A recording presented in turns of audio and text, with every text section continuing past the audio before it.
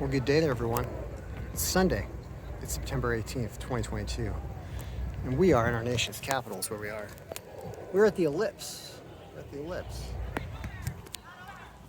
I believe that's the president's abode. I think like over that. That's not like the back of the White House, right? Like that's a different building. But we're right here in the Ellipse, and I grew up very close to Washington, D.C. I've been down here many times. I actually used to work down here. This is a Rollerblade USA video. I had a job where I used to go and courier packages on my rollerblades from one big building to another all across Washington, D.C. So I did know the town a little bit. What we're gonna do here today is we're gonna talk. We're gonna do the ride here. So, I mean, let's get political. Let's do it right now. So, January 6th, right?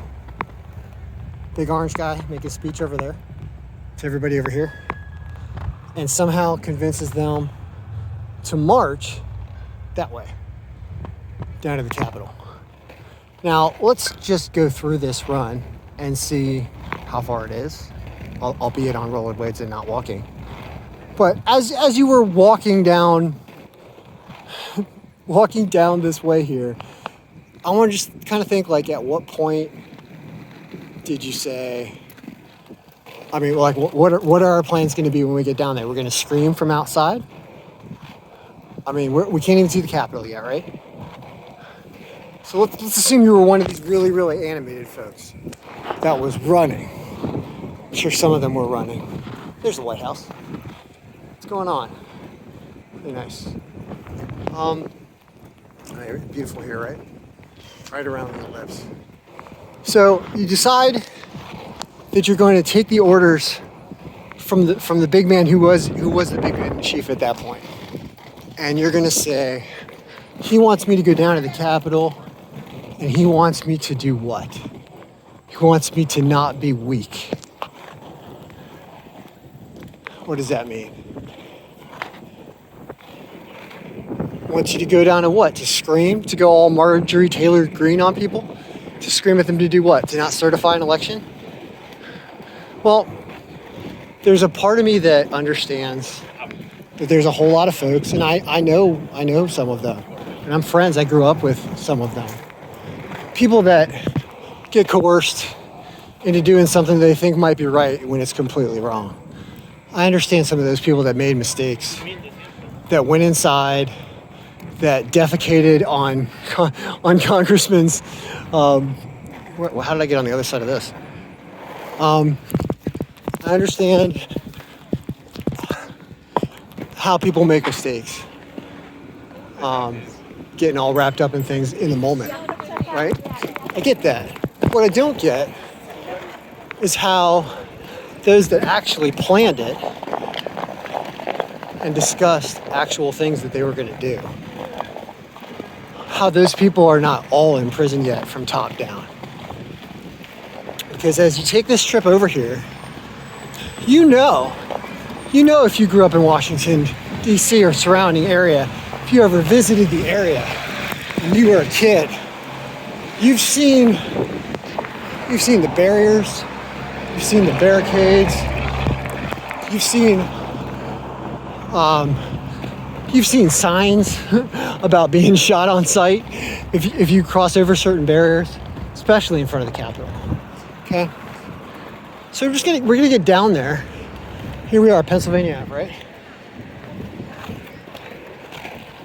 We're gonna get down there, and we're gonna see just what it looks like right now. I want to know what those people were thinking. So yeah, well anyway, so the ones that haven't been fully prosecuted yet. When you see, look at that, that's a pretty cool seal there. So you know, while you were walking this distance, even though this is not the most direct route, there we go. Got some Capitol in the background. While you were walking here, how many of these people were thinking, no, we're just gonna go and we're gonna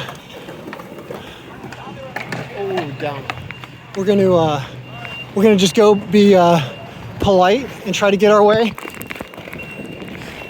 Or what were they thinking on this trek, right?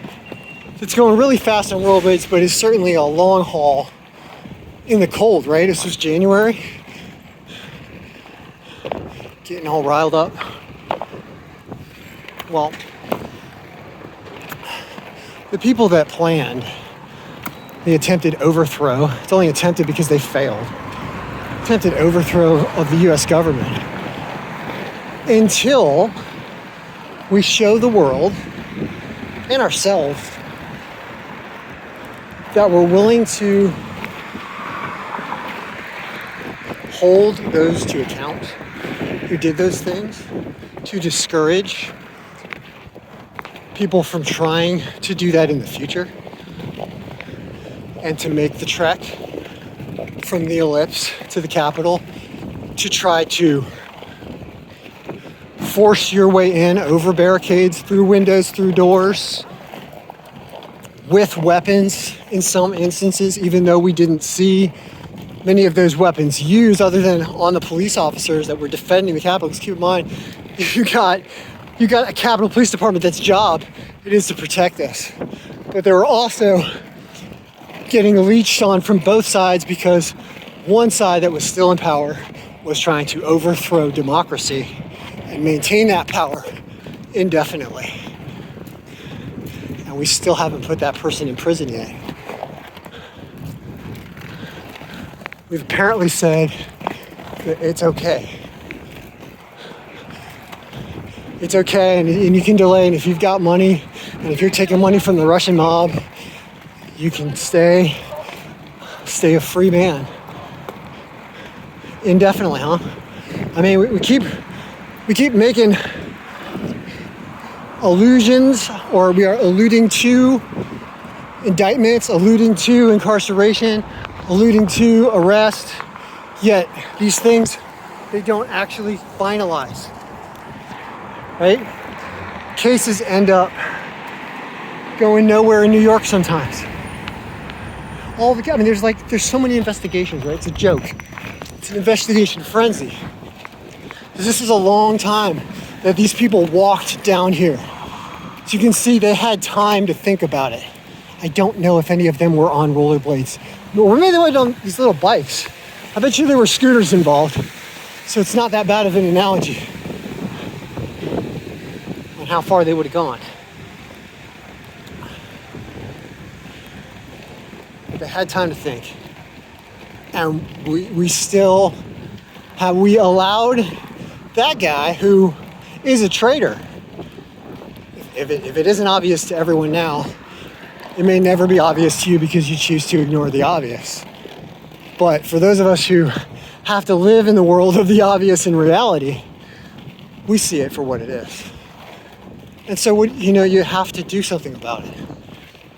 Otherwise, American democracy and us as the global backstop in many ways, financially, militarily, and other intangibles that go with the US dollar and how people feel about America, that starts to go away when we allow a criminal conspiracy to infiltrate our government and the Republican Party to such a degree that people like Liz Cheney can't even win in Wyoming.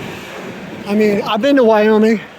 Let me tell you that the Cheney name was everywhere. And for her to lose means that there is some infectious way that the media gods, you're good, the media gods are able to just flush out the hearts and minds of the Republican voter in such a degree that they can throw Cheney out in Wyoming for someone I've never ever even heard of in a primary.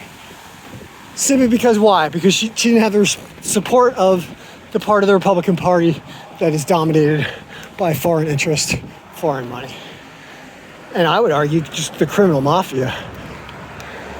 Because there's really not a lot of separating Trump from the Russian mob at this point. He's backing Putin. Even though Putin's going down and losing the war in Ukraine, we need to use this almost as a proxy to how are we going to get rid of Putin? Because that guy is even more damaging than Trump in many ways. I mean, so many ways, actually. He's just not domestic as much, right? He's doing it from afar. He's doing it on social media. Is he one of the reasons why Liz Cheney lost in Wyoming? Probably. There's probably a social media impact that's being backed by foreign money, which is one of the reasons why I hate Facebook so much.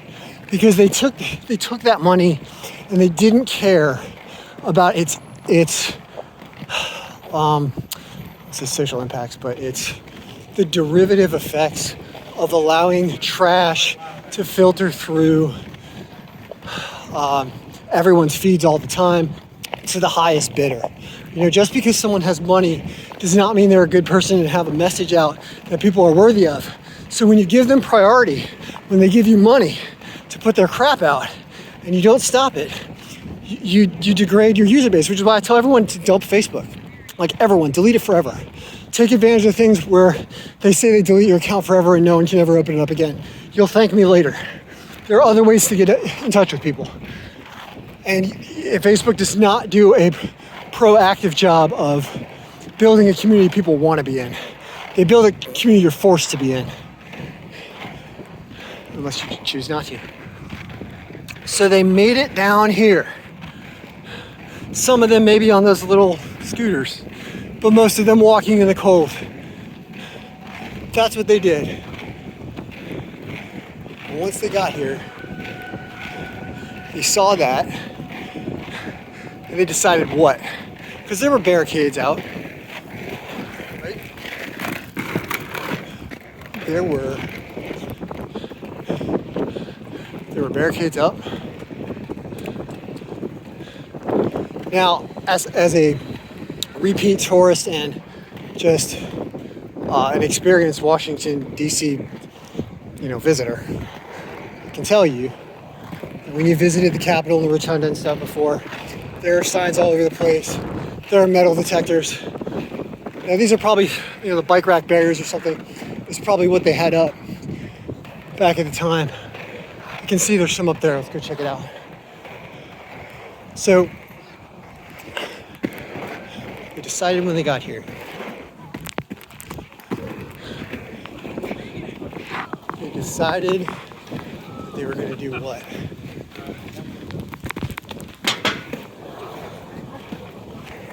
Yeah, I'm going to scare some tourists here.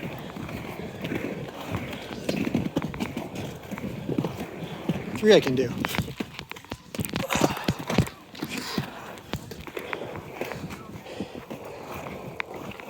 So, for example, something I obviously will not do, which is, can you imagine if you had mace on you, bear mace, and you're standing up here and you're deciding that you're going to go up this stuff and screaming at congressmen right here. I expect, property of Capitol Police. I expect that if I tried to climb this and I got up to there, to that other level, that I would not be offended if I was shot. And I should be, even though there's nobody here.